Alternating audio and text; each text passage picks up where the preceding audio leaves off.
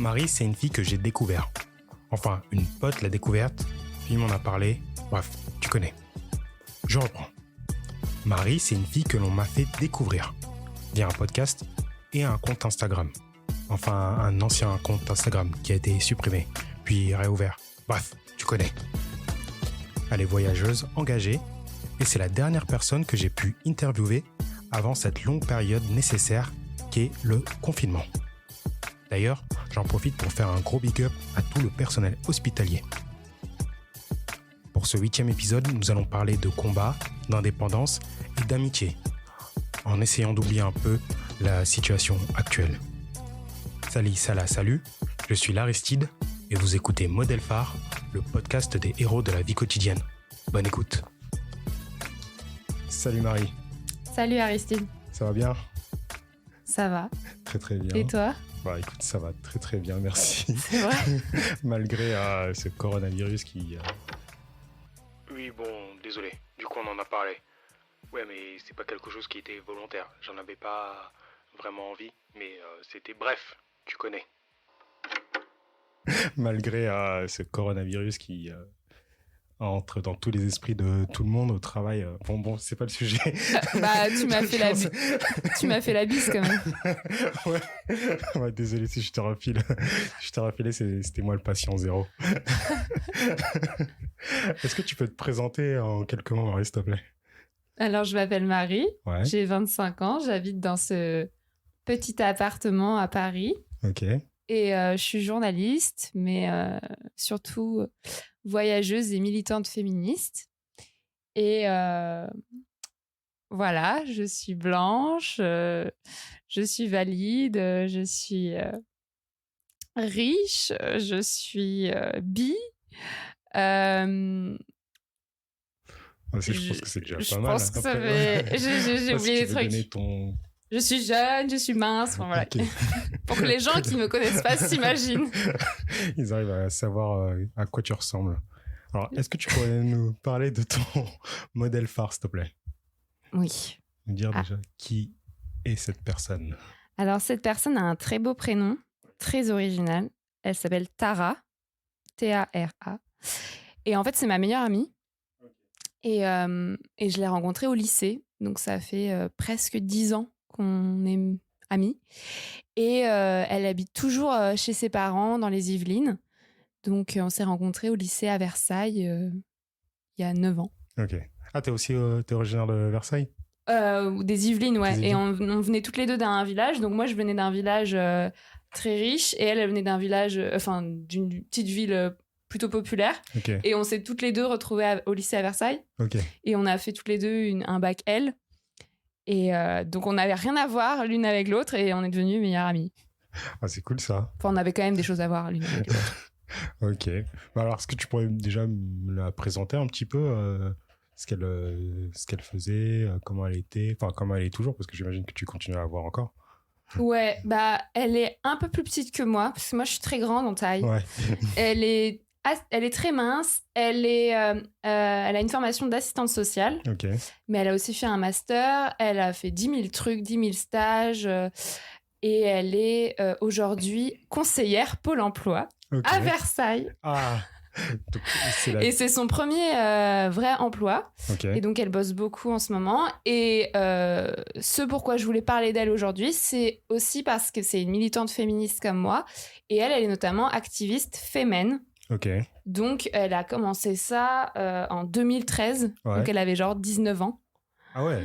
Et elle venait d'avoir son bac. Et elle était donc en formation assistante sociale à Versailles. Et elle a rejoint les Femmes parce qu'elle voulait plus d'engagement féministe. Ouais. Et depuis genre 7 ans, elle est chez les Femmes. Et c'est genre une des figures du groupe, quoi. Parce qu'elle fait énormément d'actions.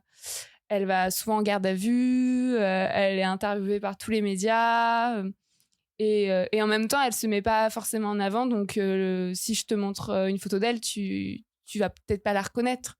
Mais pour moi, c'est une star. Ah, ok. Et en fait, quand vous êtes rencontrés, vous aviez toutes les deux des positions politiques féministes ou vous êtes construites un peu ensemble à ce niveau-là? Ben, en fait, je cite pas vraiment Tara comme l'origine de mon féminisme parce que je pense qu'on est devenu féministe un peu en même temps et que peut-être qu'on se le disait pas vraiment. Et notamment, on faisait ce qu'on voulait de notre corps, on couchait avec qui on voulait et on s'en parlait. Et je trouve que c'est déjà un peu révolutionnaire quand on a 16 ans. Et ensuite, elle est devenue féminine, mais je pense pas qu'on avait des longues discussions sur le féminisme. C'est plutôt venu après, pendant nos études. Moi, j'ai été formée plutôt par une autre meuf. Enfin, je dirais qu'on a un peu suivi le même chemin et qu'on n'en parlait pas beaucoup, mais qu'on est toutes les deux devenues des féministes radicales. Ok. Et donc, quand tu dis que vous avez chacun fait votre chemin de votre côté, est-ce que tu penses que c'est des atomes crochus liés à ce niveau-là, ou vous avez des atomes crochus sur d'autres sujets qui vous ont amené à être très très potes? Je pense que c'est surtout qu'on est toutes les deux hyper sensibles. Et donc, on ressent vraiment les émotions très fortes, très fort. Et on peut être vraiment désespéré par un truc qui nous est arrivé ou des mecs qui nous traitent mal. Et on s'envoie des messages et on se téléphone et on se comprend, en fait. Et j'ai l'impression que c'est pas le cas de tout le monde. Enfin, je peux vraiment parler avec elle pendant des heures d'une situation qui met mal à l'aise et je sais qu'elle comprend, même si le reste du monde me dirait mais meuf, c'est pas grave ce qui t'arrive. Et moi, en fait, pour moi, c'est la fin du monde. Et j'ai l'impression que c'est vraiment le fait qu'on se soutient mutuellement et qu'on se comprend. Voilà, j'ai pas fini de présenter Tara, okay. en fait. Bon, on va continuer. Je pense que moi, ce que je trouve vraiment, c'est qu'elle est hyper courageuse. Par exemple, moi, je pourrais pas être fémène. Elle va en garde à vue. Une fois, le mec, elle s'est fait balancer par un garde du corps dans une espèce de... Enfin, il l'a poussée, elle est tombée sur le coccyx, elle s'est presque cassé le coccyx, elle a eu mal pendant des semaines. Enfin, elle se fait vraiment battre par des gens des fois, elle se fait soulever par la police, déplacer, elle va en garde à vue pendant des heures, elle sait pas, des fois elle est souvent poursuivie en justice, tu vois, pour exhibition sexuelle, elle va au tribunal et elle continue à faire des actions. Et par ailleurs, elle est hyper sportive, ce qui est bien quand tu fais des actions comme ça. Elle fait du handball depuis peut-être 15 ans, mais 2 fois par semaine, plus un match le week-end. Ah ouais, elle est très occupée comme personne. Elle fait du yoga tous les matins. Elle se lève à 5h30 pour faire une demi-heure de yoga avant d'aller travailler. Tu vois, quand tu dis nos atomes crochus, moi, je me reconnais pas du tout dans ça. Ah ouais. Elle est vraiment hyper active. Mais elle arrive elle a des nuits de combien de temps? Je sais pas. En ce moment, j'ai pas trop le temps de la voir parce qu'en fait, elle vient de commencer à Pôle emploi. Et avant, elle avait une période de 6 mois où elle était tranquille. Mais là, depuis qu'elle est employée, elle est juste en train de décéder en ce moment. Je sais même pas si elle aura le temps d'écouter ce podcast. Parce que, elle court partout. Et du coup, par rapport à son taf, tu penses qu'ils sont au courant ou pas du tout, ou pas intéressés ou Non, en fait, Tara, c'est quelqu'un de très... comment on dit? Pudique. C'est une meuf très pudique et elle va pas parler de ça naturellement aux gens. Et même s'ils deviennent proches, je pense qu'elle attend plutôt que les gens le découvrent par eux-mêmes. Mais en même temps, ça la gêne pas vraiment que j'en parle autour de moi, j'espère, parce que je suis trop fière d'elle. Et elle assume. Mais c'est juste que... Voilà, elle garde sa vie privée pour elle et même sa vie publique pour elle. Et pour elle, sa vie professionnelle, c'est à part, quoi. Ouais, donc elle considère un peu que c'est sa vie privée, sa vie associative, voilà. Sa vie... Ok. Parce que c'est quand même un truc très public où elle se fait voir, où elle a des discussions, des prises de parole devant d'autres personnes, quoi. C'est limite je dirais pas un travail, mais c'est quelque chose qui prend du temps, de l'énergie, quoi. Ouais, mais quand elle travaille, en fait, comme elle a une formation d'assistante sociale, à la base, ce qu'elle aime, c'est s'occuper des autres. Donc même quand elle était en stage dans une association féministe, elle parlait pas de ça. Elle préférait écouter les autres. Donc je pense que dans son travail, elle a pas envie de parler d'elle. Enfin, là, je parle à sa place, c'est pas bien. Je sais pas si c'est vrai, mais j'ai l'impression qu'elle est plutôt pudique. Ok. Et est-ce que tu peux me dire pourquoi est-ce que c'est ton modèle phare, du coup? Bah, pour toutes ces raisons, c'est parce que je l'admire vraiment. Et au niveau féminisme, j'ai dit qu'au début, c'est peut-être pas elle qui m'a initiée au féminisme, enfin, j'ai pas conscience de ça.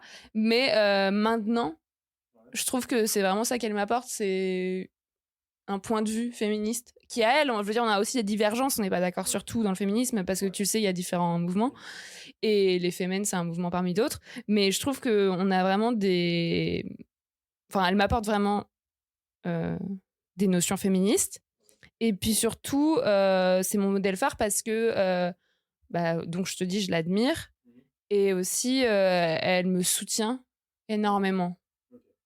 Donc, dans ta vie personnelle, mais aussi dans ta vie pro, tu penses? Elle Ouais. m'aide vraiment à vivre. Ouais.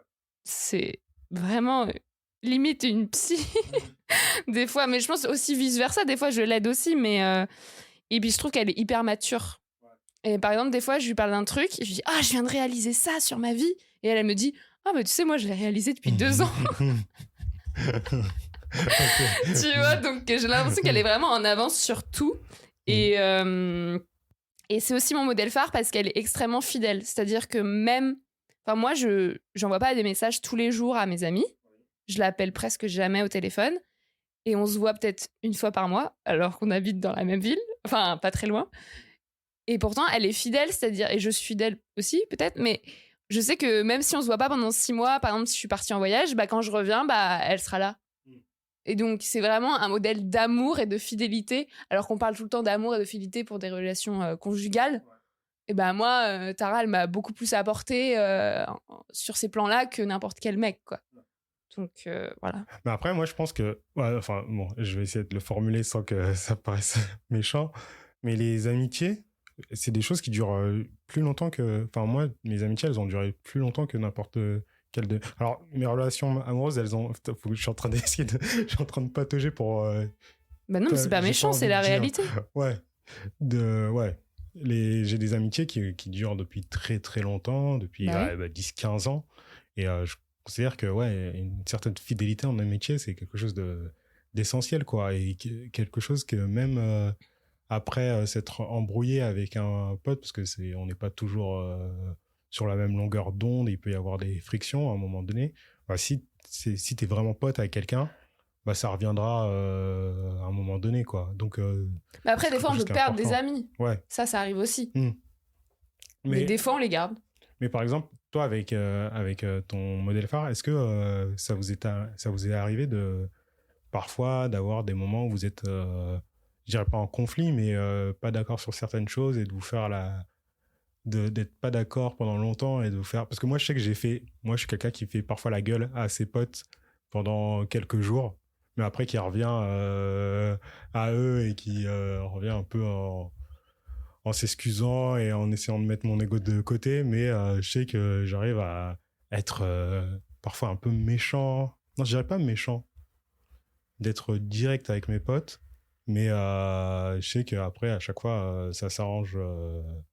et que même si on peut se dire des choses qui sont parfois méchantes, au final ce qui est plus important, c'est les choses qui nous réunissent. Et donc je sais pas si toi de ton côté vous êtes toujours sur la même longueur d'onde ou on n'est pas forcément sur la même longueur d'onde, mais on s'engueule jamais. Ok, c'est une amitié. Donc, non mais c'est pas grave, mais mais je veux dire, je me suis déjà engueulée avec des gens, mais c'est vrai que j'aime pas trop ça. Et je pense toutes les deux, on évite le conflit en général, c'est dans notre vie.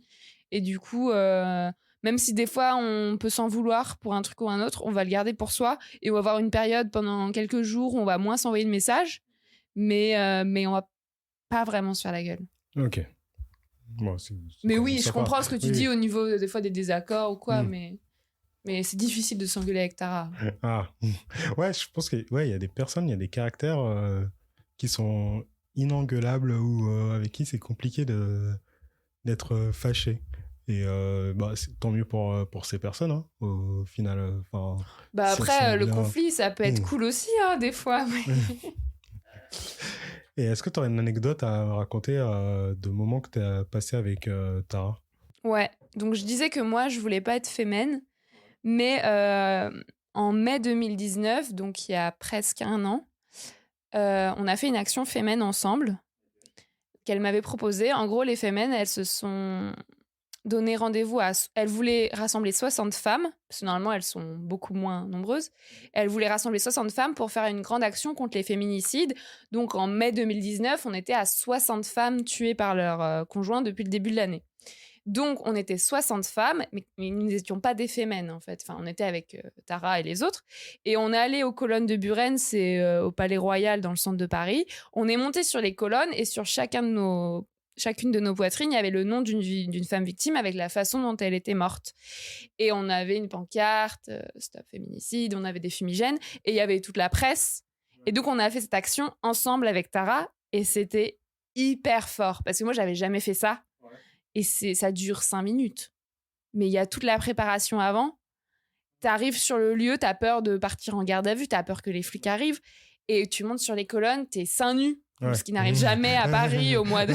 tu vois, ou n'importe quel mois. Et t'as tout le monde qui te regarde, t'as des gens qui t'insultent, des gens qui te félicitent. Enfin, c'est vachement... En même temps, là, c'était contre les féminicides, donc globalement, les gens nous soutenaient. Et moi, j'étais au premier rang, donc il y avait ma photo partout avec mes sons, alors que je suis journaliste, donc c'était marrant. Et elle gérait trop, quoi. Dans ce genre de moment, elle est un peu leader, elle arrive à vous dire, parce que là tu viens de me dire que ça durait 5 minutes, donc faut que ça soit rapidement, donc elle est un peu leader, c'est elle qui Non, elle est pas leader, c'est-à-dire elles sont plusieurs, ouais. Mais ouais, c'est elle qui peignait les corps, elle était parmi les organisatrices, donc ouais, elle avait les réflexes. Parce qu'il faut poser nos pulls à un moment, faire l'action, reprendre nos pulls, fuir. Ah, ok. Et tu vois, elles ont les... Okay. Donc moi, j'ai été vraiment admirative, et surtout, c'était incroyable comme moment de sororité et de puissance. Ouais. Donc ça, pour ça, je la remercie vraiment. Parce que sans elle, je l'aurais pas fait. Là, je crois qu'on utilise beaucoup de termes. Alors, moi, j'arrive à la comprendre parce que j'ai un peu de camarades féministes et de personnes qui ont beaucoup d'incompétence avec ce genre de mouvement. Mais pour toi, c'est quoi la sororité? Bah, la sororité, c'est l'inverse. Enfin, c'est... La fraternité, c'est la fidélité, la solidarité entre frères. Et la sororité, c'est la fidélité, la solidarité entre sœurs. Voilà. Ok. Donc c'est à la mode maintenant, on dit sororité. Ouais, ok. Souvent. Parce que moi, je sais que moi, les fraternités, mes groupes de potes, je verrai jamais, il n'y a jamais de volonté politique ou de volonté politique consciente, quoi. J'ai l'impression que dans les sororités, c'est beaucoup plus conscient l'impression d'appartenance de groupe et c'est quelque chose que moi je sais qu'avec mes potes, quand on est entre gars, on n'a pas de conscience politique, qu'on est des gars, quoi, qu'on est un peu privilégié par rapport aux filles, qu'on est... vous n'avez pas la conscience politique, mais dans les faits, si. Oui, vous exercez une domination et vous êtes en position de fraternité. Et du coup, nous, on le dit peut-être plus fort que vous et on le ressent plus fort pour essayer de prendre plus de place. Mais... Ok. Là, je sais que ça va en chatouiller certains, mais tant pis. Du coup, tu me disais que elle organisait ce genre de mouvement et que ça t'avait vraiment marqué. Et pour arriver à ce genre d'événement, est-ce qu'elle met du temps à te convaincre? Parce que tu t'es dit que tu n'étais pas du tout féminine à la base, est-ce que vous téléphonez pendant longtemps pour savoir si est-ce que je veux le faire, est-ce que ça vaut le coup de le faire, est-ce que ça va être assez marquant, est-ce que j'ai ma place à ce niveau-là, ou elle te dit quelque chose et toi tu dis ok, banco, j'y vais? Bah là, on était au resto et elle m'a demandé si ça m'intéressait, j'ai dit oui. Et puis voilà. Okay. Et après, en fait, il y a eu d'autres actions féminines où j'aurais pu aller. Et à ce moment-là, j'étais pas là, où j'avais pas envie. Et je lui ai dit, il y avait vraiment aucune insistance parce qu'elle... c'est pas qu'elle je sais pas si elle s'en fiche, mais quand je dis non ou oui, elle dit c'est pas grave, ok, pas de souci. Et du coup, tu m'as dit qu'elle était assistante sociale de formation. Ouais. Et comment est-ce que tu définirais sa relation aux autres? C'est quelqu'un, tu m'as dit, d'hypersensible, mais est-ce qu'elle arrive, dans sa relation aux autres, à être une sorte de modèle phare comme elle l'est avec toi, ou c'est vraiment spécifique à toi? Ouais, je pense que c'est vraiment un modèle pour beaucoup de gens. Et parce que les gens, je crois qu'elle me l'a déjà dit, les gens, ils lui disent souvent, enfin, les gens, ils disent souvent, ah, Tara, c'est vraiment une personne incroyable. Même ma mère, elle dit ça, enfin, même les gens qui la connaissent pas vraiment, elle inspire vraiment confiance, elle a l'air vraiment honnête et elle donne vraiment énormément de temps aux autres. Elle, sa façon de donner de l'amour aux autres, c'est de rendre service. Donc elle va rendre service, mais tout le temps, tout le temps, tout le temps. Elle va tout le temps s'occuper des autres, quitte parfois à s'oublier elle-même et des fois à être trop fatiguée. Mais c'est comme ça qu'elle est heureuse aussi, en donnant aux autres. Donc tu m'as dit qu'elle connaissait ta maman. Et avec tes proches, est-ce que vous avez une relation forte avec elle? Enfin, elle fait partie de la famille, elle est souvent présente, ou c'est rarement quelqu'un qui est là avec toi et vous vous retrouvez juste entre vous deux? Ouais, non, elle est pas du tout proche de mes parents. Ok. Non, j'essaie vraiment de cloisonner les relations. Moi, j'aime pas le groupe, en fait. Donc, quand je vois les gens, je les vois en tête-à-tête, comme là en ce moment. Du coup, Tara, je la vois souvent en tête-à-tête. Et des fois, elle vient chez mes parents, mais je pense qu'elle les voit une fois tous les ans ou tous les 2 ans, quoi. Ok. Donc, mes parents, ils arrivent, ils font « Ah, Tara, ça fait longtemps. Qu'est-ce que tu deviens? T'es vraiment une personne incroyable. » Mais ils la connaissent pas aussi bien que moi, non? Ok. Oui, j'imagine qu'ils la connaissent pas.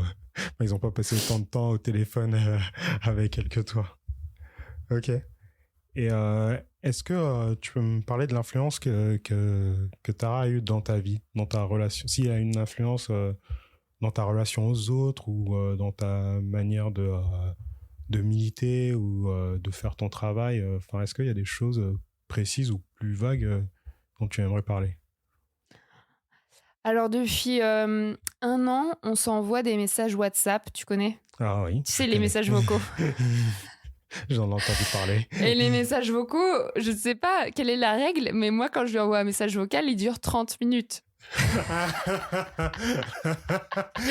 Donc, je connais pas beaucoup de gens qui m'écouteraient parler en message vocal pendant 30 minutes pour ensuite répondre à un message vocal de 30 minutes également.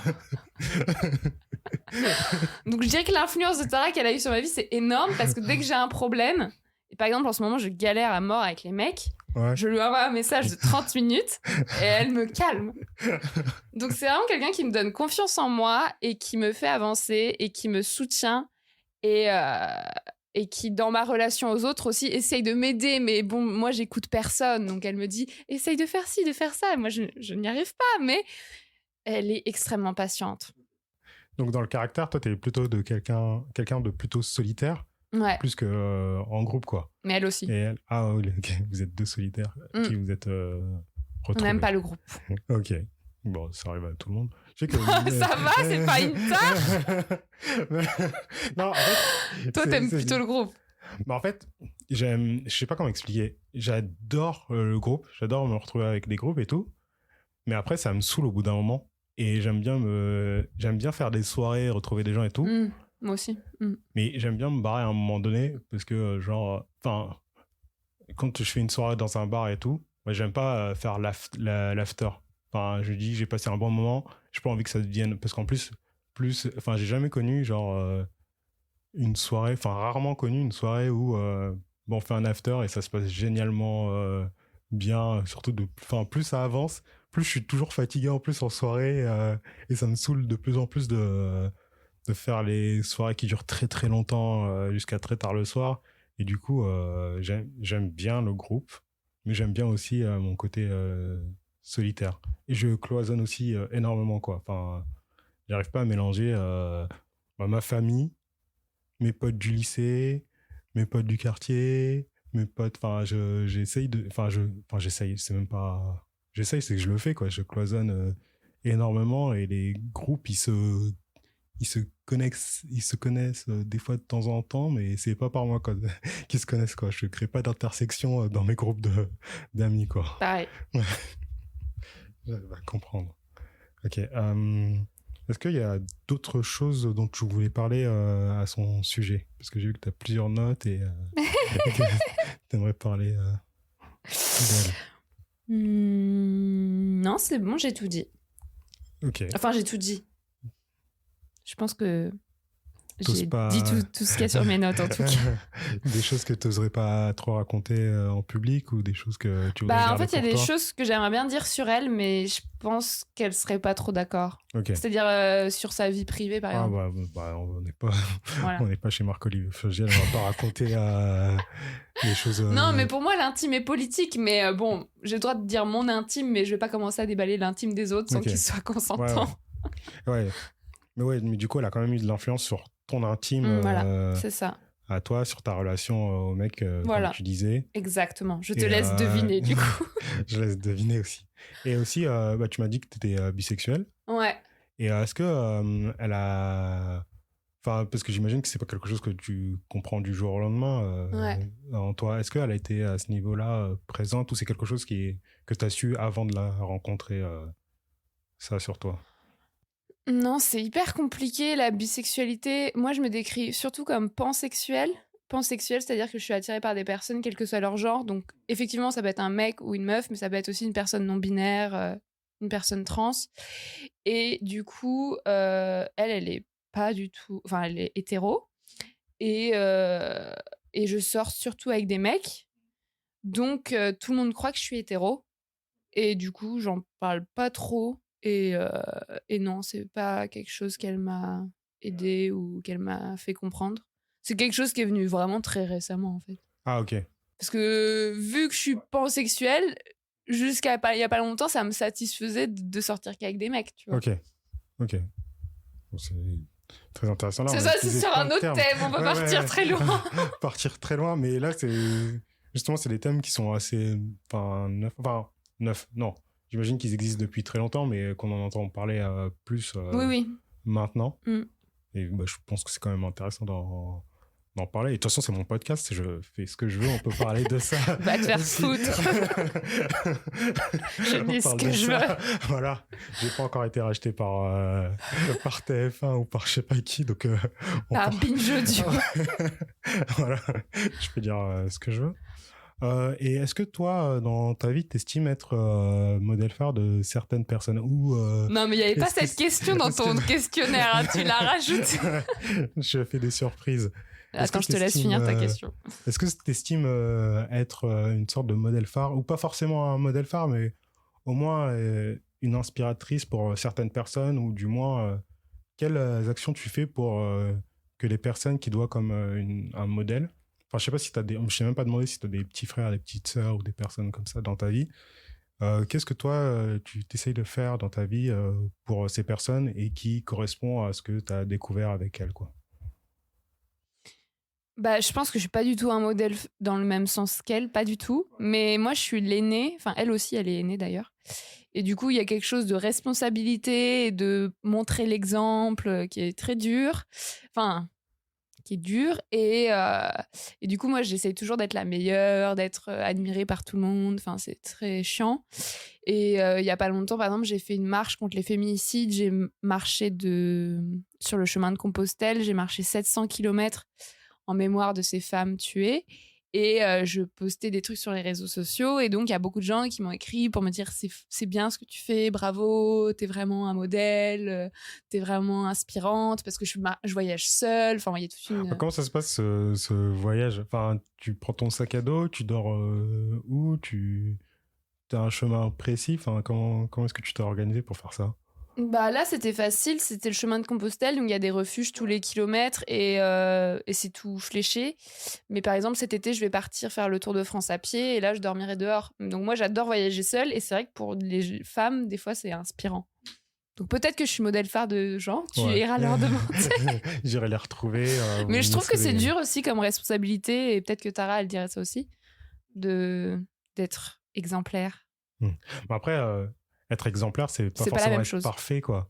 Parce que la perfection, c'est quelque chose qu'on n'atteindra jamais, quoi. Enfin, que mais j'ai l'impression qu'on vise ça. Ok. Enfin, moi, en tout cas. Est-ce qu'on vise Non, ça veut dire quoi, la perfection? La perfection, enfin, après, pour moi, la perfection, c'est quelque chose qui est inatteignable. Oui, bien quoi. sûr. Oui, mais des fois, on a des objectifs hyper durs à atteindre. Mais c'est autre chose. Ok. Bah, merci. Est-ce qu'il y a quelque chose... Oh, je suis en train de penser à un truc. Parce que là, j'ai eu Viser... En fait, j'ai la chanson d'Amel Bent, Viser la lune, en tête. Je sais... Viser la lune, ça ne fait pas peur. Tu voulais pas chanter ? Non, là, j'ai... en karaoké, peut-être, mais pas encore pour mon podcast. Du coup, Marie, Oui. est-ce que tu as d'autres modèles phares dans ta vie ?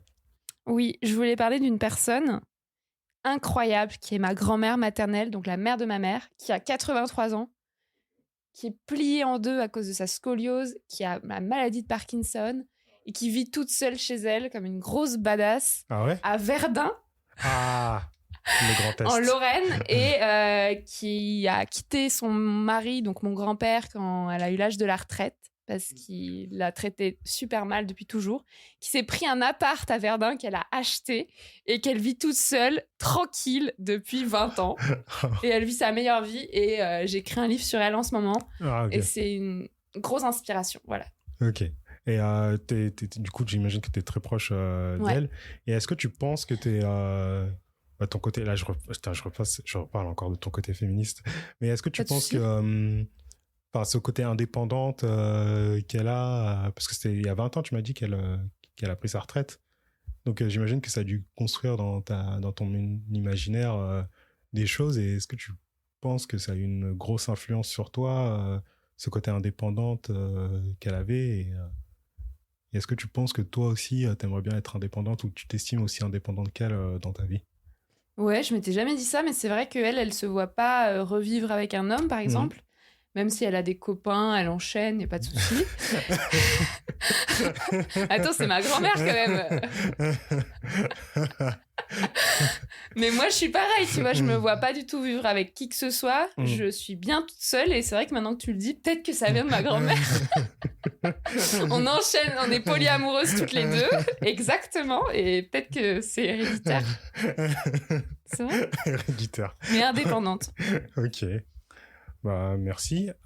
Pour terminer, à chaque fois, je demande aux différents invités s'ils ont un conseil à donner pour les auditeurisses. Un livre, une expo, un podcast, un film, une série. Enfin, si tu as quelque chose à conseiller.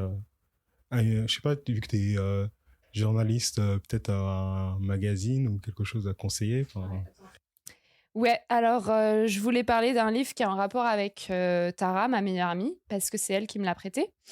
C'est une BD de Liv Strömquist, donc c'est une autrice suédoise.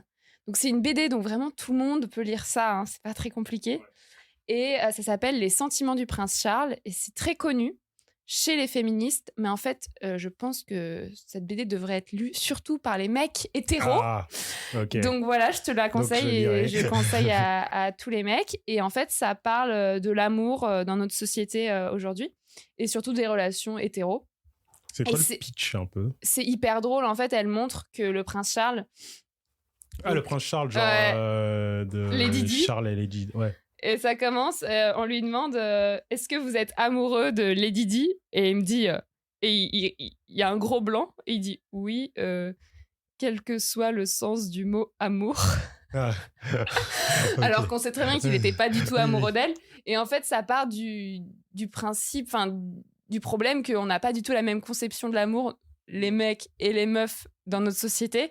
Et qu'on n'a pas du tout les mêmes attentes, et qu'on n'a pas du tout les mêmes besoins, et que du coup, on souffre. Ouais. Mais je te laisse deviner qui souffre le plus, les meufs. Okay. Et donc, cette BD, ça fait tout exploser, quoi. Quand tu lis ça, tu dis, en fait, je ne suis pas seule. Ouais, c'est cool, ça. Et du coup, ma meilleure amie et moi, ça nous a beaucoup aidé à mettre des mots. Donc voilà, et si tu aimes cette BD, elle en a fait plein d'autres. Ah, ok. Bah, déjà, je mettrai les références en description du podcast. Bah, merci beaucoup, Marie. Si tu as d'autres Merci, Aristide. Je te souhaite une excellente journée, une excellente vie. Enfin, je sais pas comment... Je sais jamais terminer mes podcasts, c'est un truc qui m'énerve. Bah, c'était bien, une excellente vie, jusqu'à ce que tu dises je sais pas terminer mes podcasts. Bon, bah, je te souhaite une excellente journée, une excellente vie. Merci, toi aussi. Bonnes choses, d'écriture, de pige, plein de belles vies. Modèle phare est disponible sur toutes les applications de podcast. Et je suis aussi disponible, enfin le podcast est disponible aussi sur YouTube, même s'il n'y a pas beaucoup de personnes qui regardent sur YouTube. Mais bon, vous avez demandé à ce que ça soit sur YouTube, donc je l'ai mis sur YouTube. Donc maintenant, vous allez regarder sur YouTube. Je vous souhaite à tous et à toutes aussi une excellente vie. Et dans un mois pour le prochain numéro. Au revoir.